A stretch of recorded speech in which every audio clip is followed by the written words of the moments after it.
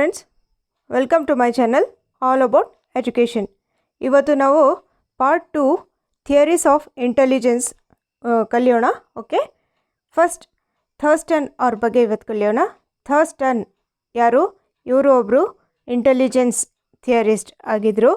ನೀವು ಆಲ್ರೆಡಿ ಓದಿರಬೇಕು, ಏನು ಥರ್ಸ್ಟನ್ಸ್ group factor theory ಅಂತ ಓದಿರಬೇಕು. ಥರ್ಸ್ಟನ್ಸ್ ಗ್ರೂಪ್ ಫ್ಯಾಕ್ಟರ್ ಥಿಯರಿ ಅಂತ ಓದಿರಬೇಕು.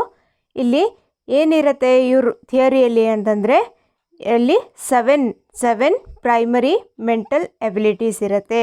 ಎಷ್ಟು? 7. ಥರ್ಸ್ಟನ್ ಅವ್ರದ್ದು 7 ಏನಿರುತ್ತೆ?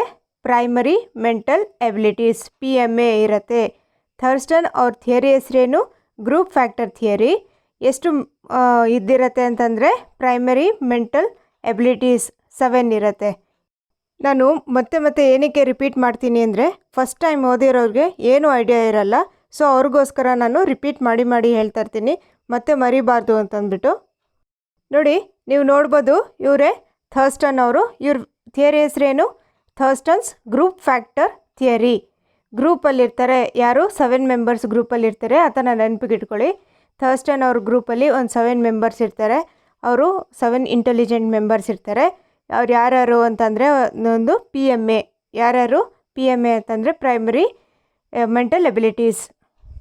ನೋಡಿ, 7 ಎಬಿಲಿಟೀಸಲ್ಲಿ ಫಸ್ಟ್ ಯಾವುದು? Verbal comprehension ability. Next numerical ability. Next third spatial relations. Fourth perceptual speed. Fifth word fluency. Sixth memory. Seventh inductive reasoning. ಇನ್ನೂ 2 ಆಮೇಲೆ ಆ್ಯಡ್ ಮಾಡಿದರು ಇವರು. ಫಸ್ಟ್ 7 ಕೊಟ್ಟಿದ್ರು, ನೆಕ್ಸ್ಟ್ ಇನ್ನೂ 2 ಆ್ಯಡ್ ಮಾಡಿದ್ರು. ಓಕೆ, ಇವಾಗ ಒಂದೊಂದೇ ನೋಡೋಣ ನಾವು. 7 ಪ್ರೈಮರಿ ಮೆಂಟಲ್ ಎಬಿಲಿಟೀಸಲ್ಲಿ ಫಸ್ಟ್ ವರ್ಬಲ್ ಕಾಂಪ್ರಿಹೆನ್ಷನ್ ಫ್ಯಾಕ್ಟರ್ ಅಂದರೆ ಏನು? This factor involves a person's ability to understand verbal material. ಅಂದರೆ ಶಾಬ್ದಿಕವಾಗಿರುತ್ತಲ್ಲ, ಅದನ್ನು ಅರ್ಥ ಮಾಡ್ಕೊಳ್ಳೋದಕ್ಕೆ ಇದು ಹೆಲ್ಪ್ ಆಗುತ್ತೆ. ಈ ಫ್ಯಾಕ್ಟರ್ ಹೆಲ್ಪ್ ಆಗುತ್ತೆ. ಅಂದರೆ ವರ್ಬಲ್ ಅಂದರೆ ಗೊತ್ತು ನಿಮಗೆ, ಶಾಬ್ದಿಕ ಅಂತಂದ್ಬಿಟ್ಟು. ಓಕೆ, ನೆಕ್ಸ್ಟ್ ಪಾಯಿಂಟ್ ನೋಡಿ. It is measured by test such as vocabulary and reading comprehension. ಇದರಲ್ಲಿ ಏನಾಗುತ್ತೆ? ಈ ಫ್ಯಾಕ್ಟರಲ್ಲಿ ವೊಕ್ಯಾಬ್ಲರಿ ಮತ್ತು ಕಾಂಪ್ರಿಹೆನ್ಷನ್ನ ಮೆಜರ್ ಮಾಡ್ಬೋದು. ಎಷ್ಟು ಅರ್ಥ ಆಗಿದೆ ಅಂತಂದ್ಬಿಟ್ಟು. ಕಾಂಪ್ರಿಹೆನ್ಷನ್ ಅಂತಂದರೆ ಅಲ್ಲಿ ಇದರಲ್ಲೇ ಗೊತ್ತಾಗ್ಬಿಡುತ್ತೆ, ಹೆಡ್ಡಿಂಗಲ್ಲೇ. ವರ್ಬಲ್ ಅಂದರೆ ಏನು? ಶಾಬ್ದಿಕ. ಕಾಂಪ್ರಿಹೆನ್ಷನ್ ಅಂದರೆ ಅರ್ಥ ಮಾಡ್ಕೊಳ್ಳೋದು. ಏನೇನು ಅರ್ಥ ಮಾಡ್ಕೊಳ್ಳೋದು? Vocabulary and reading. Okay, next point verbal fluency factor. First comprehension ಅಂದರೆ ಅದರಲ್ಲಿ ಅಂಡರ್ಸ್ಟ್ಯಾಂಡಿಂಗ್ ಇರುತ್ತೆ. ಸೆಕೆಂಡ್ ಪಾಯಿಂಟ್ ನೋಡಿ, ಇದರಲ್ಲಿ ಫ್ಲೂಯೆನ್ಸಿ ಅಂದರೆ ಏನು? This ability is involved in rapidly producing words, sentences and other verbal material. ಅಂದರೆ ನಾವು ಉಚ್ಚಾರಣೆ ಮಾಡ್ತಾಯಿದ್ದೀವಿ, ನಾವು ಉತ್ಪಾದನೆ ಮಾಡ್ತಾಯಿದ್ದೀವಿ, ಪ್ರೊಡ್ಯೂಸ್ ಮಾಡ್ತಾಯಿದ್ದೀವಿ. ಏನ್ನ? ವರ್ಡ್ಸ್ ಮತ್ತು ಸೆಂಟೆನ್ಸ್ನ. ಸೊ ಇದೇನಾಯಿತು? Verbal fluency. ವರ್ಬಲ್ ಅಂದರೆ ನಾವು ಬಾಯಿಂದ ಹೇಳ್ತಾ ಇರೋದು, ನಾವು ಶಾಬ್ದಿಕವಾಗಿ ಹೇಳ್ತಿರೋದು. ಸೊ ಇಲ್ಲೇನಾಯಿತು? First point, this ability is involved in rapidly producing words, sentences and other verbal materials. Next point, it is measured by test such as one that requires the examinee to produce as many words as possible beginning with a particular letter in a short amount of time. ಇದರಲ್ಲಿ same ಇದೇನಿಲ್ಲ, ಇದರಲ್ಲೂ ಕೂಡ produce ಮಾಡೋದು. As many words as possible ಅಂತ ಹೇಳಿದ್ರೆ ಎಷ್ಟು words ಆಗುತ್ತೋ ಅಷ್ಟು ಸಾಧ್ಯವಾದಷ್ಟು ಬೇಗ ಇನ್ ಪರ್ಟಿಕ್ಯುಲರ್ ಟೈಮ್ ಇರುತ್ತೆ ಅಷ್ಟು ಅಲ್ಲಿ ಇವರು ಒಂದು ಪ್ರೊಡ್ಯೂಸ್ ಮಾಡೋದು. ಏನು? ವರ್ಡ್ಸ್ನ. ಓಕೆ, ಇದು verbal fluency factor. Okay, next numerical factor ಅಂದರೆ ಅದರಲ್ಲೇ ಹೆಡ್ಡಿಂಗಲ್ಲೇ ಗೊತ್ತಾಗ್ಬಿಡುತ್ತೆ. ನ್ಯೂಮರಿಕಲ್ ಫ್ಯಾಕ್ಟರ್ ಅಂದರೆ ಏನು? This ability is involved in rapid arithmetic computation and in solving simple arithmetic word problems. Numerical ಅಂತಂದರೆ ಏನು? ಅಲ್ಲಿ ಪ್ರಾಬ್ಲಮ್ ಸಾಲ್ವ್ ಮಾಡೋದು. ಓಕೆ, ಈ ಎಬಿಲಿಟಿನೂ ಇರುತ್ತೆ ಅಂತ ಹೇಳ್ತಾರೆ. ಯಾರ್ದಿದೆಲ್ಲ? ಥರ್ಸ್ಟನ್ ಅವ್ರದ್ದು 7 ಏನಿದೆ? ಪ್ರೈಮರಿ ಮೆಂಟಲ್ ಎಬಿಲಿಟೀಸ್ ಇದೆ ಅಂತ ಹೇಳಿದ್ರು. ಅದರಲ್ಲಿ ಇದು ಥರ್ಡ್ ನ್ಯೂಮರಿಕಲ್ ಫ್ಯಾಕ್ಟರ್. ಏನು? This ability is involved in rapid arithmetic computation. ಅಂದರೆ ಒಂದು ಪ್ರಾಬ್ಲಮ್ ಸಾಲ್ವ್ ಮಾಡೋ ಕೆಪಾಸಿಟಿ ಇರುತ್ತೆ, ಇಂಟೆಲಿಜೆನ್ಸ್ ಇರುತ್ತೆ ಒಬ್ಬ ಮೈಂಡಲ್ಲಿ ಅಂತಂದ್ಬಿಟ್ಟು. Okay, next perceptual speed factor. This ability is involved in proof reading and in rapid recognition of letters and words. Recognition of letters ಅಂದರೆ recognise ಮಾಡೋದು, ಐಡೆಂಟಿಫೈ ಮಾಡೋದು ಆಫ್ ಲೆಟರ್ಸ್ ಅಂಡ್ ಮತ್ತು ವರ್ಡ್ಸ್ದು. ನೋಡಿ ಫ್ರೆಂಡ್ಸ್, ಇದು ಪಾರ್ಟ್ 1 ಮತ್ತು ಪಾರ್ಟ್ 2 ಎರಡೂ ಆದಮೇಲೆ ನಿಮಗೆ ಇದಕ್ಕೆ ರಿಲೇಟೆಡ್ ಪ್ರೀವಿಯಸ್ ಇಯರ್ಸ್ ಕ್ವೆಶನ್ಸ್ ಹೇಗೆ ಕೇಳಿದರು ಅಂತಂದ್ಬಿಟ್ಟು ನಿಮ್ಗೆ ಕೊಡ್ತೀನಿ. ಆವಾಗ ನಿಮಗೆ ಇನ್ನೂ ಕಾನ್ಸೆಪ್ಟ್ ಕ್ಲಿಯರ್ ಆಗುತ್ತೆ. Okay, next perceptual speed factor ಅಂದರೆ this ability is involved in proof reading and in rapid recognition of letters and numbers. ಅಂದರೆ ಈ ಎಬಿಲಿಟಿ ಇದ್ದವರು, ಈ ಫ್ಯಾಕ್ಟರ್ ಇರುತ್ತಲ್ಲ, ಪರ್ಸೆಪ್ಷುವಲ್ ಸ್ಪೀಡ್ ಇರುತ್ತಲ್ಲ, ಅವ್ರು ಏನು ಮಾಡ್ತಾರೆ ಅಂದರೆ ಬೇಗ ಬೇಗ ಕ್ವಿಕ್ಕಾಗಿ, ರ್ಯಾಪಿಡ್ ಅಂದರೆ ಫಾಸ್ಟ್, ಏನು ಮಾಡ್ತಾರೆ, ರೆಕಗ್ನಿಷನ್ ಆಫ್ ಲೆಟರ್ಸ್ ಮಾಡ್ತಾರೆ. ಅಂದರೆ ಬೇಗ ರೆಕಗ್ನೈಸ್ ಮಾಡ್ತಾರೆ, ಐಡೆಂಟಿಫೈ ಮಾಡ್ತಾರೆ, ಕಂಡುಹಿಡಿತಾರೆ ಏನು, ಲೆಟರ್ಸ್ ಮತ್ತು ನಂಬರ್ಸ್ನ. Okay, next point, it is measured by test such as those requiring the crossing out of as in a long string of letters or in test requiring recognition of which of several pictures. ಅಂದರೆ ಈ second point ಅರ್ಥ ಏನಂದರೆ, ಒಂದು long string of letters ಇರುತ್ತೆ, ಅದರಲ್ಲಿ left side ಮತ್ತು right side ಇದೆಯಲ್ಲ, ಎರಡೂ ಸೇಮ್ ಇದೆಯೋ ಅಂತಂದ್ಬಿಟ್ಟು ಬೇಗ ಕ್ವಿಕ್ಕಾಗಿ ಅವ್ರು ಏನು ಮಾಡ್ತಾರೆ, ಟೆಸ್ಟ್ ಮಾಡ್ತಾರೆ, ಅರ್ಥ ಮಾಡ್ಕೋತಾರೆ, ಬೇಗ ಅರ್ಥ ಮಾಡ್ಕೋತಾರೆ. ಒಂದು ಲಾಂಗ್ ಸ್ಟ್ರಿಂಗ್ ಆಫ್ ಲೆಟರ್ಸ್ ಇರುತ್ತೆ, ಅದರಲ್ಲಿ ರೈಟ್ ಮತ್ತು ಲೆಫ್ಟ್ ಯಾವುದು ಐಡೆಂಟಿಕಲ್ ಆಗಿದೆ, ಐಡೆಂಟಿಕಲ್ ಅಂದರೆ ಸೇಮ್ ಇದೆ ಅಂತಂದ್ಬಿಟ್ಟು ಐಡೆಂಟಿಫೈ ಮಾಡ್ತಾರೆ. Okay, next inductive reasoning factor. ನೋಡಿ, ಈ ಇಂಡಕ್ಟಿವ್ ಅನ್ನೋದು ನಿಮಗೆ ಎಲ್ಲೆಲ್ಲಿ ಹೆಲ್ಪ್ ಆಗುತ್ತೆ. ನಿಮ್ಗೆ ಇಂಡಕ್ಟಿವ್ ಡಿಡಕ್ಟಿವ್ ಮೆಥಡ್ ನಾನು ಹೇಳ್ಕೊಟ್ಟಿರೋದು ಇಂಗ್ಲೀಷ್ ಮೆಥಡಾಲಜಿ ಆಗಿರಲಿ, ಮ್ಯಾಥಮೆಟಿಕ್ಸಲ್ಲಾಗಿರಲಿ, ಸೈನ್ಸಲ್ಲಾಗಿರಲಿ, ಎಲ್ಲ ಕಡೆ ಕನ್ನಡ ಪೆಡಗಾಜಿಲಾಗಿರಲಿ, ಮತ್ತು ಇಲ್ಲಿ ಸೈಕಾಲಜಿಲೂ ಕೂಡ ನಿಮಗೆ ಹೆಲ್ಪ್ ಆಗುತ್ತೆ. ಇಂಡಕ್ಟಿವ್ ರೀಸ್ನಿಂಗ್ ಅಂತಂದ್ಬಿಟ್ಟು ನಿಮಗೆ 2020 ಪೇಪರಲ್ಲಿ ಕೊಟ್ಟಿದ್ರು. ಸೈನ್ಸ್ ಆರ್ ಮ್ಯಾಥ್ಸಲ್ಲಿ ಯಾವುದೋ ಕೇಳಿದರು. ಇಂಡಕ್ಟಿವ್ ರೀಸ್ನಿಂಗ್ ಫ್ಯಾಕ್ಟರ್ ಅಂದರೆ ಏನು, ಇದರಲ್ಲಿ this ability requires generalization, reasoning from the specific to general. ಒಂದು ನಿರ್ದಿಷ್ಟತೆಯಿಂದ ಒಂದು ಸಾಮಾನ್ಯ ಕಡೆಗೆ ಒಂದು ರೀಸನ್ ಮಾಡೋದು. Next point, it is measured by test such as letter series, number series and word classifications, in which the examinee must indicate which of several words does not belong with the others. ನೋಡಿ, ಇದು ಹೇಗೆ test ಮಾಡ್ಬೋದು, inductive reasoning ಹೇಗೆ test ಮಾಡ್ಬೋದು ಅಂತಂದರೆ, ಒಂದು classification of numbers ಆಗಿರ್ಬೋದು ಮತ್ತು ಲೆಟರ್ ಸೀರೀಸ್ ಆಗಿರ್ಬೋದು ಕೊಟ್ಬಿಟ್ಟು ಒಂದು ಎಕ್ಸಾಮಿನಿಗೆ ಯಾವುದಕ್ಕೆ ಬಿಲಾಂಗ್ ಆಗೋದಿಲ್ಲ ನೀವು ಫೈಂಡ್ ಔಟ್ ಮಾಡಿ ಅಂತ ಹೇಳೋದು. ಇದಕ್ಕೆ ಇಂಡಕ್ಟಿವ್ ರೀಸನಿಂಗ್ ಫ್ಯಾಕ್ಟರ್ ಅಂತ ಹೇಳ್ತೀವಿ. Next spatial visualisation factor. ಇಲ್ಲಿ this ability is involved in visualising shapes. Visual ಅಂತಂದ್ರೆ ಏನು, ಕಣ್ಣಿಂದ ನೋಡೋದು. ವಿಜುವಲ್ ಫ್ಯಾಕ್ಟರ್ ಇದು ಕಣ್ಣಿಂದ ನೋಡಿಬಿಟ್ಟು ಏನು ರೊಟೇಷನ್ ಆಫ್ ಆಬ್ಜೆಕ್ಟ್ ಆಗಿರಲಿ and how pieces of puzzle fit together.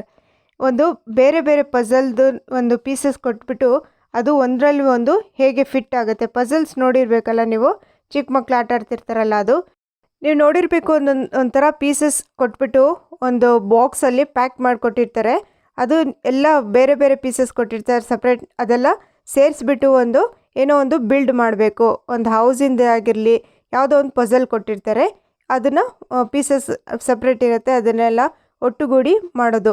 ಅದೇನಿದು ಯಾವುದ್ರಲ್ಲಿ ಬರುತ್ತದು, ಸ್ಪೇಷಿಯಲ್ ವಿಜುವಲೈಸೇಷನ್ ಫ್ಯಾಕ್ಟರಲ್ಲಿ ಬರುತ್ತದು. ನೋಡಿ, ಈ ಪಾಯಿಂಟ್ ನೋಡ್ಕೊಳ್ಳಿ. The examinee has to indicate which of the forms at the right is rotated version of the form at the left rather than a mirror image. ಅಂದರೆ ಇದರಲ್ಲಿ ಏನು main ಅಂದರೆ, ಒಂದು geometrical ಯಾವುದೋ image ಇರುತ್ತೆ, ಅದು ಮತ್ತು ಮಿರರ್ ಇಮೇಜ್ ಇರುತ್ತೆ, ಅದೆರಡು ಸೇಮ್ ಇದೆಯೋ ಇಲ್ವೋ ಅಂತಂದ್ಬಿಟ್ಟು ಒಂದು ಎಕ್ಸಾಮಿನ್ ಮಾಡೋದು. ಅಂದರೆ ಅರ್ಥ ಮಾಡ್ಕೊಳ್ಳೋದು, ಇಂಡಿಕೇಟ್ ಮಾಡಬೇಕು, ಅವರು ಹೇಳಬೇಕು ಯಾವುದು ಈ ಥರ ಇದೆ, ಇದು ಮಿರರ್ ಇಮೇಜ್ ಅಥವಾ ಮಿರರ್ ಇಮೇಜ್ ಅಲ್ಲ ಅಂತಂದ್ಬಿಟ್ಟು. ಇದು ಸ್ಪೇಷಿಯಲ್ ವಿಜುವಲೈಸೇಷನ್ ಫ್ಯಾಕ್ಟರಲ್ಲಿ ಬರುತ್ತೆ. ನೋಡಿ, ನಿಮಗೆ ಇದು ಡಿಫಿಕಲ್ಟ್ ಅನಿಸ್ಬೋದು. ನೀವು ಇವಾಗ ಕ್ವೆಶನ್ಸ್ ಪ್ರೀವಿಯಸ್ ಇಯರ್ಸ್ ಕ್ವೆಶನ್ಸ್ನ ಅರ್ಥ ಮಾಡಿಕೊಂಡು ಸಾಲ್ವ್ ಮಾಡಿದಾಗ ಓದಿದಾಗ ಇದು ಕಷ್ಟ ಆಗೋದಿಲ್ಲ.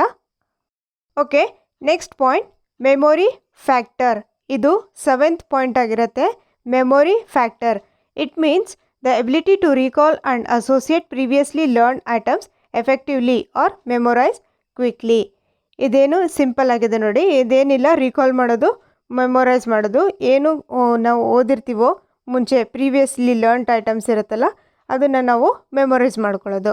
ಓಕೆ, ಇವರು ಇನ್ನೂ 2 ಆ್ಯಡ್ ಮಾಡಿದ್ರು ಲಾಸ್ಟಲ್ಲಿ. 7 ಇರುತ್ತೆ ಥರ್ಸ್ಟನ್ ಅವ್ರದ್ದು, ಇದು 2 ಆ್ಯಡ್ ಮಾಡಿದ್ದಾರೆ. ಯಾವುದ್ಯಾವುದು ಅಂತಂದರೆ ಡಿಡಕ್ಟಿವ್ ರೀಸ್ನಿಂಗ್ ಮತ್ತು ಪ್ರಾಬ್ಲಮ್ ಸಾಲ್ವಿಂಗ್. ಲಾಸ್ಟಲ್ಲಿ 2 ಇದೆಯಲ್ಲ ಅದು ಡಿಡಕ್ಟಿವ್ ರೀಸ್ನಿಂಗ್ ಮತ್ತು ಪ್ರಾಬ್ಲಮ್ ಸಾಲ್ವಿಂಗ್. ಡಿಡಕ್ಟಿವ್ ರೀಸ್ನಿಂಗ್ ಅಂದರೆ ability to use the generalized results correctly. ಅದೇ ನಿಮಗೆ ಒಂದು ಜನರಲ್ ಯಾವುದೋ ಒಂದು ರೂಲ್ ಗೊತ್ತಿರುತ್ತೆ ಅದನ್ನು ಯೂಸ್ ಮಾಡೋದು ಕರೆಕ್ಟಾಗಿ. Okay, last problem solving ability factor ಏನು? Ability to solve problem independently. Okay, so ಇವಾಗ ನಾವು ಏನು ಕಲ್ತಿದ್ವಿ ಇವಾಗೆಲ್ಲ 7 ಪ್ರೈಮರಿ ಮೆಂಟಲ್ ಎಬಿಲಿಟೀಸ್. ವರ್ಬಲ್ ಅಂದರೆ ಕಾಂಪ್ರಿಹೆನ್ಷನ್ ಅಂದರೆ ಶಾಬ್ದಿಕವಾಗಿ ಅರ್ಥ ಮಾಡ್ಕೊಳ್ಳೋದು. ವರ್ಬಲ್ ಫ್ಲೂಯೆನ್ಸಿ ಅಂತಂದರೆ ಏನು? ವರ್ಬಲ್ ಫ್ಲೂಯೆನ್ಸಿ ಒಂದು ವರ್ಡ್ಸ್ ಅಥವಾ ಒಂದು ಸೆಂಟೆನ್ಸಸ್ನ ಏನು ಫ್ಲೂಯೆನ್ಸ್ ಆಗಿ ಪ್ರೊಡ್ಯೂಸ್ ಮಾಡೋದು. ಥರ್ಡ್ ನ್ಯೂಮರಿಕಲ್ ಫ್ಯಾಕ್ಟರಲ್ಲಿ ಏನು? ಅರ್ಥಮೆಟಿಕ್ ನಂಬರ್ಸ್ನ ಪ್ರಾಬ್ಲಮ್ ಸಾಲ್ವಿಂಗ್ನ ಮಾಡೋದು. ಫೋರ್ತ್ ಪರ್ಸೆಪ್ಷುವಲ್ ಸ್ಪೀಡ್ ಫ್ಯಾಕ್ಟರಲ್ಲಿ ಏನು? ಒಂದು ರ್ಯಾಪಿಡ್ ರೆಕಗ್ನಿಷನ್ ಆಫ್ ನಂಬರ್ಸ್ ಮಾಡೋದು ಅಥವಾ ಲೆಟರ್ಸ್ ಇರತ್ತಲ್ಲ ಬೇಗ ಬೇಗ ಐಡೆಂಟಿಫೈ ಮಾಡೋದು, ರೆಕಗ್ನೈಸ್ ಮಾಡೋದು, ಹುಡ್ಕೋದು. ಯಾವುದರಲ್ಲಿ? ಪರ್ಸೆಪ್ಷನಲ್ಲಿ. ಥರ್ಡ್ ನೆಕ್ಸ್ಟ್ ಇಂಡಕ್ಟಿವ್ ರೀಸ್ನಿಂಗ್ ಫ್ಯಾಕ್ಟರಲ್ಲಿ. ಇಂಡಕ್ಟಿವ್ ರೀಸ್ನಿಂಗ್ ಅಂದರೆ ನಿಮ್ಗೆ ಗೊತ್ತಿದೆ ಸ್ಪೆಸಿಫಿಕ್ಕಿಂದ ಜನರಲ್ ಫ್ಯಾಕ್ಟರ್ ಓಕೆ ರೀಸ್ನಿಂಗ್ ಮಾಡೋದು. ಸ್ಪೇಷಿಯಲ್ ವಿಜುವಲೈಸೇಷನ್ ಫ್ಯಾಕ್ಟರಲ್ಲಿ ಏನು? ನಾವು ಅದು 2ರಲ್ಲಿ ಏನು ಡಿಫ್ರೆನ್ಸ್ ಇದೆ ಅಂತಂದ್ಬಿಟ್ಟು ಕಂಡುಹಿಡಿಯೋದು. ಮೆಮೊರಿ ಫ್ಯಾಕ್ಟರಲ್ಲಿ ಏನು? ಮೆಮೊರೈಸ್ ಮಾಡೋದು. ಡಿಡಕ್ಟಿವ್ ರೀಸ್ನಿಂಗಲ್ಲಿ ಏನು? ಒಂದು ಜನರಲೈಸೇಷನ್ ಮಾಡೋದು, ಒಂದು ರೂಲ್ ಜನರಲೈಸೇಷನ್ ಮಾಡೋದು. ಓಕೆ, ಪ್ರಾಬ್ಲಮ್ ಸಾಲ್ವಿಂಗ್ ಎಬಿಲಿಟಿ ಅಂದರೆ ಏನು? ಒಂದು ಪ್ರಾಬ್ಲಮ್ನ ಸಾಲ್ವ್ ಮಾಡೋದು. ಓಕೆ, ಇದೆಲ್ಲ ಏನಾಯಿತು? Thurstone's 7 primary mental abilities. Thurstone's 7 PMA multi factor theory. Okay, next Howard Gardner's theory of multiple intelligence. ನೋಡಿ ಇದೆಲ್ಲ ಬೇರೆ ಬೇರೆ ಇದೆ, ಒಂದೊಂದು ಥರ ಬೇರೆ ಬೇರೆ ಇರುತ್ತೆ. ಸೊ ಕನ್ಫ್ಯೂಷನ್ ಆಗೋಕ್ಕೆ ಚಾನ್ಸೇ ಇರಲ್ಲ. ಓಕೆ, ಹೋವರ್ಡ್ ಗಾರ್ಡ್ನರ್ಸ್ ಥಿಯರಿ ನೀವು ಹೇಗೆ ನೆನಪಿಗೆ ಇಟ್ಕೊತೀರಾ ಇದು ಅಂತಂದರೆ, ಒಂದು ಗಾರ್ಡನ್ ಇದೆ, ಗಾರ್ಡನಲ್ಲಿ ಮಲ್ಟಿಪಲ್ ಫ್ಲವರ್ಸ್ ಇದೆ, ಎಷ್ಟೊಂದು ಫ್ಲವರ್ಸ್ ಇದೆ. ಇದರಲ್ಲಿ ಎಷ್ಟು ಟೈಪ್ ಆಫ್ ಫ್ಲವರ್ಸ್ ಇದೆ? ಒಂದು 8 ಟೈಪ್ಸ್ ಆಫ್ ಫ್ಲವರ್ಸ್ ಇದೆ. ಗಾರ್ಡನ್ನಲ್ಲಿ ಒಂದು 8 ಟೈಪ್ಸ್ ಆಫ್ ಫ್ಲವರ್ಸ್ ಇದೆ. ಅಷ್ಟು ನೆನಪಿಗಿಟ್ಕೊಳ್ಳಿ ಸಾಕು. ಓಕೆ, ನೋಡಿ ಇಲ್ಲಿ 8 ಇಂಟೆಲಿಜೆನ್ಸಸ್ ಇದೆ. 8 ಇಂಟೆಲಿಜೆನ್ಸಸ್ ಮಲ್ಟಿಪಲ್ ಇಂಟೆಲಿಜೆನ್ಸ್ ಥಿಯರಿ ಇವ್ರದ್ದು. ಮಲ್ಟಿಪಲ್ ಅಂದರೆ ಟೈಪ್ ಆಫ್ ಇಂಟೆಲಿಜೆನ್ಸ್ ಅಂತಂದ್ಬಿಟ್ಟು. ಫಸ್ಟ್ ಪಾಯಿಂಟ್ ಲಿಂಗ್ವಿಸ್ಟಿಕ್ ಅಂದರೆ ನಿಮಗೆ ಗೊತ್ತು ಭಾಷೆ, ಲ್ಯಾಂಗ್ವೇಜ್ ಅಂತಂದ್ಬಿಟ್ಟು. ಓಕೆ, ವರ್ಬಲ್ ಆಗಿರುತ್ತೆ, ಅದರಲ್ಲಿ ಡೀಟೇಲಾಗಿ ಹೇಳ್ತೀನಿ ಆಮೇಲೆ. ಲಿಂಗ್ವಿಸ್ಟಿಕ್ ಅಂದರೆ ವರ್ಬಲ್, ಲಾಜಿಕಲ್ ಅಂದರೆ ಮ್ಯಾಥಮೆಟಿಕಲ್, ಸ್ಪೇಷಿಯಲ್ ಅಂದರೆ visual, fourth body kinaesthetic, fifth musical, sixth interpersonal, next intrapersonal, 8 naturalistic. ಒಂದು ಸತಿ ಕಾನ್ಸೆಪ್ಟ್ ಅರ್ಥ ಆಗಿಬಿಟ್ರೆ ಸಾಕು, ಒಂದು ಡೀಪಾಗಿ ನೀವು ಅರ್ಥ ಮಾಡ್ಕೊಂಡ್ಬಿಟ್ರೆ ಯಾವತ್ತೂ ಕನ್ಫ್ಯೂಸ್ ಆಗೋಕ್ಕೆ ಚಾನ್ಸೇ ಇರಲ್ಲ. ಇಲ್ಲಿ ಗಾರ್ಡ್ನರ್ ಅಲ್ಲಿ 8 ಟೈಪ್ ಆಫ್ ಇಂಟೆಲಿಜೆನ್ಸ್ ಇದೆ. ಅದು ಯಾವ್ದ್ಯಾವುದು, ಅದು ಏನೇನು ಮಾಡುತ್ತೆ ಅಂತಂದ್ಬಿಟ್ಟು ಸ್ವಲ್ಪ ನೋಡೋಣ ಡೀಟೇಲಾಗಿ. ಫಸ್ಟ್ ಲಿಂಗ್ವಿಸ್ಟಿಕ್ ಅಂದರೆ ಏನು? ವರ್ಡ್ ಸ್ಮಾರ್ಟ್ ಅಂತಂದ್ಬಿಟ್ಟು ಎಕ್ಸಾಂಪಲ್ ನೋಡಿಬಿಡಿ. ಸೆಕೆಂಡ್ ಪಾಯಿಂಟ್ ಲಾಜಿಕಲ್ ಮ್ಯಾಥಮೆಟಿಕಲ್ ಅಂದರೆ ನಂಬರ್ ಸ್ಮಾರ್ಟ್. ಮ್ಯೂಸಿಕಲ್ ಅಂದರೆ ಮ್ಯೂಸಿಕ್ ಸ್ಮಾರ್ಟ್. ಸ್ಪೇಷಿಯಲ್ ಅಂದರೆ ಆರ್ಟ್ ಸ್ಮಾರ್ಟ್. ಆರ್ಟ್ ಅಂತಂದರೆ ಆರ್ಟ್ ಕಲೆ. ಓಕೆ, ಫಿಫ್ತ್ ಬಾಡಿಲಿ ಕೈನೆಸ್ಥೆಟಿಕ್ ಅಂದರೆ ಬಾಡಿ ಸ್ಮಾರ್ಟ್. ಇಂಟ್ರಾಪರ್ಸ್ನಲ್ ಇಂಟ್ರಾ ಅಂದರೆ ಸೆಲ್ಫ್ ಸ್ಮಾರ್ಟ್ ನಾವು. ಓಕೆ, ನೆಕ್ಸ್ಟ್ ಹೇಳ್ತೀನಿ. ಇಂಟರ್ಪರ್ಸನಲ್ ಅಂದರೆ ಪೀಪಲ್ ಸ್ಮಾರ್ಟ್. ನ್ಯಾಚುರಲಿಸ್ಟ್ ಅಂದರೆ ನೇಚರ್ ಸ್ಮಾರ್ಟ್. ಆಲ್ರೆಡಿ ನಾನು ನಿಮ್ಗೆ ಹೇಳಿದೆ ಲಿಂಗ್ವಿಸ್ಟಿಕ್ ಅಂದರೆ ಏನು? ಲ್ಯಾಂಗ್ವೇಜಲ್ಲಿ ಇಂಟೆಲಿಜೆನ್ಸ್ ಇರೋದು. ನಾನು ಟಿಕ್ ಮಾಡಿದ್ದೀನಿ ನೋಡಿ. Ability to learn language, ability to use language as expression. ಇದಕ್ಕೆ ಲಿಂಗ್ವಿಸ್ಟಿಕ್ ಇಂಟೆಲಿಜೆನ್ಸ್ ಅಂದರೆ ಪ್ರತಿಯೊಂದು ಮನುಷ್ಯರಲ್ಲಿ ಮಲ್ಟಿಪಲ್ ಇಂಟೆಲಿಜೆನ್ಸ್ ಇರತ್ತೆ ಅಂತ ಹೇಳಿದ್ದಾರೆ ಹೋವರ್ಡ್ ಗಾರ್ಡ್ನರ್ ಅವರು. ಏನು ಅಂತಂದರೆ ಒಬ್ಬರಲ್ಲಿ ಒಂದು ಕಲೆ ಇರುತ್ತೆ, ಆರ್ಟ್ ಇಂಟೆಲಿಜೆನ್ಸ್ ಇರುತ್ತೆ, ಒಬ್ಬರು ಮ್ಯೂಸಿಕ್ ಇಂಟೆಲಿಜೆನ್ಸ್ ಇರುತ್ತೆ, ಒಬ್ಬರಿಗೆ ಲ್ಯಾಂಗ್ವೇಜ್ ಇಂಟೆಲಿಜೆನ್ಸ್ ಇರುತ್ತೆ, ಒಬ್ಬರಿಗೆ ಲಾಜಿಕಲ್ ಮ್ಯಾಥಮೆಟಿಕಲ್ ಇಂಟೆಲಿಜೆನ್ಸ್ ಇರುತ್ತೆ. ಆ ಥರ ಬೇರೆ ಬೇರೆಯವ್ರಿಗೆ ಬೇರೆ ಬೇರೆ ಇಂಟೆಲಿಜೆನ್ಸ್ ಇರುತ್ತೆ ಅಂತ ಹೇಳಿದ್ದಾರೆ. Okay, next logical mathematical intelligence ಅಂದರೆ ಈ ಇಂಟೆಲಿಜೆನ್ಸ್ ಇರೋರು ಏನು ಮಾಡ್ತಾರೆ, analyse problems logically, adapt at mathematical operations, solve problems scientifically, detect patterns, reason deductively and think logically. Okay, next spatial intelligence. Spatial ಅಂದರೆ generally connected with the arts. ಇದರಲ್ಲಿ ಒಂದು ಕಲೆ ಬಗ್ಗೆ ಹೇಳಿದ್ದಾರೆ, ಆರ್ಟ್ಸ್ ಬಗ್ಗೆ ಹೇಳಿದ್ದಾರೆ. ಇದರಲ್ಲಿ ಯಾವುದರಲ್ಲಿ, ಸ್ಪೇಷಿಯಲ್ ಇಂಟೆಲಿಜೆನ್ಸಲ್ಲಿ recognise and use patterns of space. Next space in wide or confined areas more than visual, includes abstract analytical abilities, goes beyond simply seeing images. ಅಂದರೆ ಒಂದು ಕಲೆ ಮಾಡೋರು ಅಥವಾ ಒಂದು ಆರ್ಟ್ ಮಾಡೋರು ಅವ್ರು ಏನು ಮಾಡ್ತಾರೆ, ಅವ್ರ ಥಿಂಕಿಂಗ್ ಇರತ್ತಲ್ಲ ಎಲ್ಲರ ಥರ ನಾರ್ಮಲ್ ಆಗಿರಲ್ಲ. ಅವ್ರ ಥಿಂಕಿಂಗ್ ಇರತ್ತಲ್ಲ ಅವ್ರದ್ದು ಅಬ್ಸ್ಟ್ರಾಕ್ಟ್ ಥಿಂಕಿಂಗ್ ಇರುತ್ತೆ. ಅಬ್ಸ್ಟ್ರಾಕ್ಟ್ ಥಿಂಕಿಂಗ್ ಅಂದರೆ ನಿಮ್ಗೆ ಗೊತ್ತು, ಒಂದು ಇಮ್ಯಾಜಿನ್ ಮಾಡಿಕೊಂಡು ಮಾಡೋದು ಅಬ್ಸ್ಟ್ರಾಕ್ಟ್ ಥಿಂಕಿಂಗ್ ಅಂದರೆ. ಕಾಂಕ್ರೀಟ್ ಥಿಂಕಿಂಗ್ ಅಂದರೆ ಒಂದು ಟಚ್ ಮಾಡಿ ಫೀಲ್ ಮಾಡಿ ಮುಂದೆ ಏನಿದೆ ಅದು ನೋಡ್ಬಿಟ್ಟು ಮಾಡೋದು. ಆದರೆ ಅಬ್ಸ್ಟ್ರಾಕ್ಟ್ ಥಿಂಕಿಂಗ್ ಇರುತ್ತೆ ಇದರಲ್ಲಿ, ಸ್ಪೇಷಿಯಲ್ ಇಂಟೆಲಿಜೆನ್ಸಲ್ಲಿ. ಅಬ್ಸ್ಟ್ರಾಕ್ಟ್ ಅಂದರೆ ಏನು, ಒಂದು ಇಮ್ಯಾಜಿನ್ ಮಾಡ್ಕೊಳ್ಳೋದು. ಯಾವುದ್ರಲ್ಲಿ ಬರುತ್ತೆ ಇದು, ಆರ್ಟ್ಸ್ ಕಲೆಯಲ್ಲಿ ಬರುತ್ತೆ ಇದು. This goes beyond simply seeing images. ಇದು ಒಂದು ಬರೀ ಇಮೇಜ್ ಮಾತ್ರ ಬರೆಯೋದಲ್ಲ, ಅದಕ್ಕಿಂತ ಮೀರಿ ಹೋಗುತ್ತೆ. ಓಕೆ, ಇದೆಲ್ಲ ಯಾವುದ್ರಲ್ಲಿ ಬರುತ್ತೆ, ಸ್ಪೇಷಿಯಲ್ ಇಂಟೆಲಿಜೆನ್ಸಲ್ಲಿ ಬರುತ್ತೆ.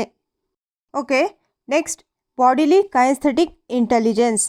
ಆಲ್ರೆಡಿ ನಿಮಗೆ ಕೈನೆಸ್ಥೆಟಿಕ್ ಅಂದರೆ ಏನು ಗೊತ್ತಿದೆ, ಕೈಯಿಂದ ಮಾಡೋದು ಅಂತ ಹೇಳಿದ್ದೆ ನಿಮಗೆ ಆಗಲೇ. ಯಾವುದರಲ್ಲಿ, ಇಂಗ್ಲೀಷ್ ಪೆಡಗಾಜಿಲಿ ಹೇಳ್ಕೊಟ್ಟಿದೆ. ಕೈನೆಸ್ಥೆಟಿಕ್ ಮತ್ತು ಆಡಿಟರಿ ಅದೆಲ್ಲ ಲರ್ನರ್ಸ್ ಇರುತ್ತಲ್ಲ.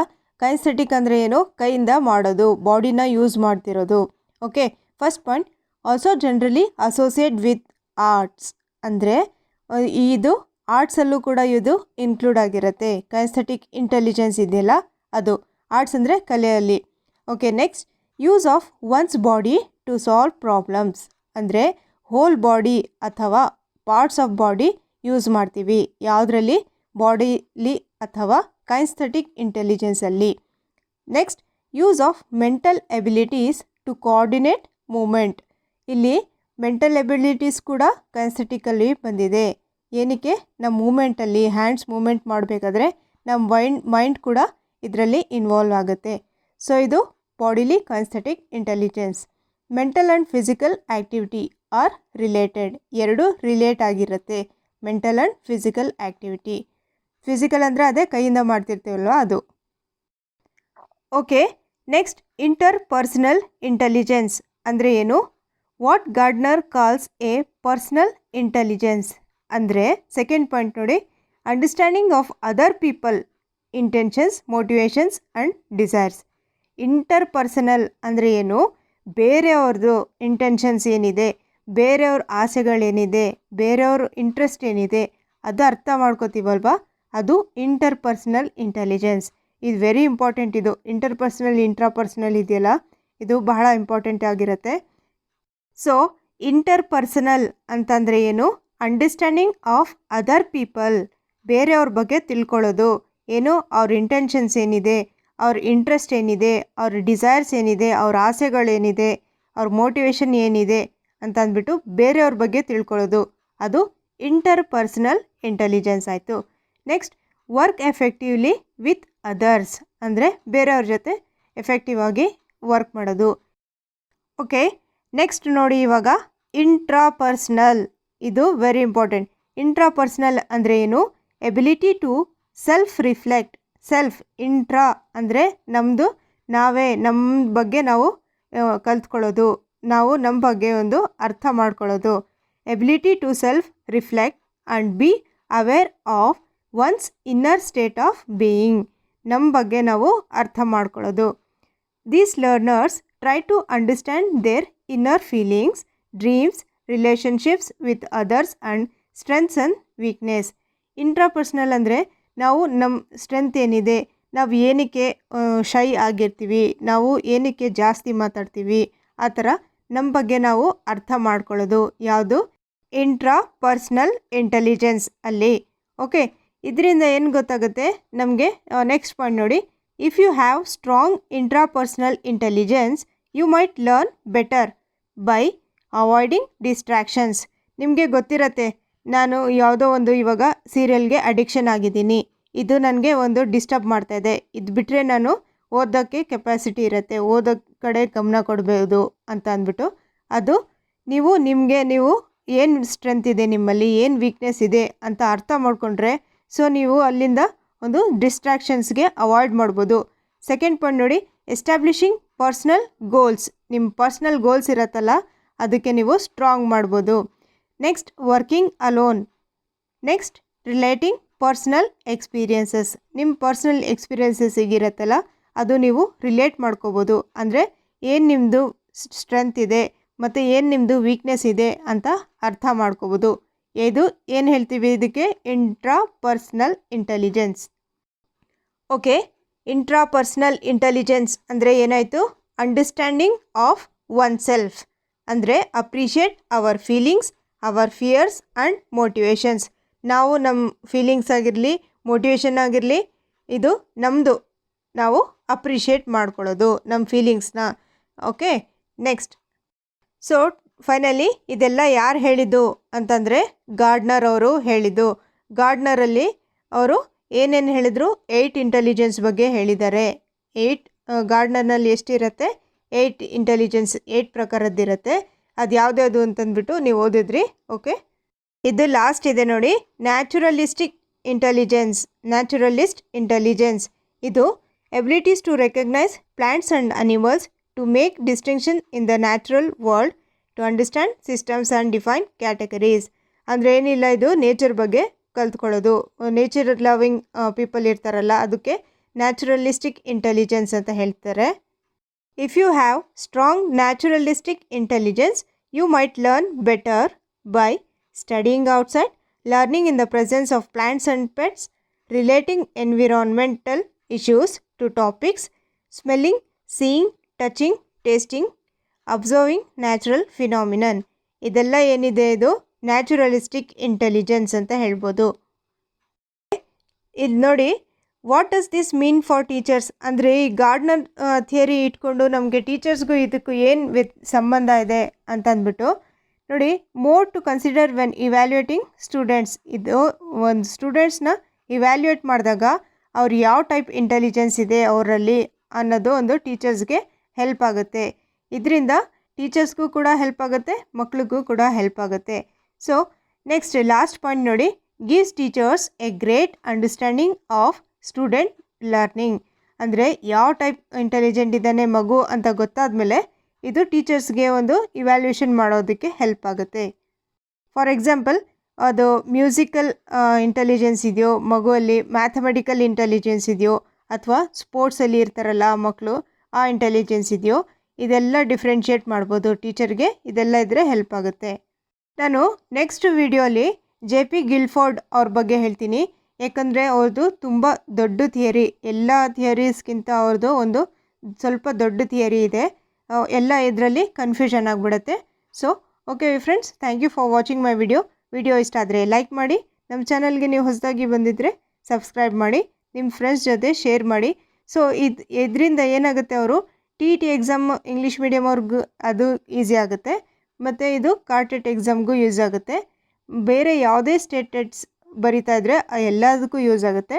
ಮೇಯ್ನ್ ಇದು ಇವಾಗ ನಾನು ಮಾಡ್ತಿರೋದು CTET ಅವ್ರಿಗೋಸ್ಕರ. Okay, thank you.